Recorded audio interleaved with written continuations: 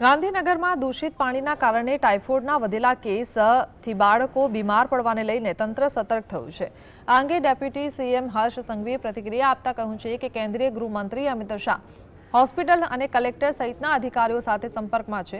દર્દીઓની સારવાર માટે 22 ડોક્ટરોની ટીમ બનાવવામાં આવી છે। જિલ્લા અને કોર્પોરેશન દ્વારા ટીમ બનાવવામાં આવી છે। અત્યાર સુધી 367 પાણીના ટેસ્ટ કરવામાં આવ્યા છે। આ સાથે જ હોસ્પિટલમાં દર્દીઓ ઉપરાંત તેમના સગા માટે ખાવા પીવા અને રહેવાની વ્યવસ્થા કરવામાં આવી છે।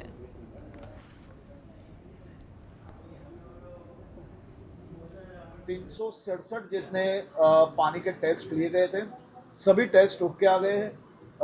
सभी मरीजों की देखभाल के लिए 22 डॉक्टरों की टीम बनाई है।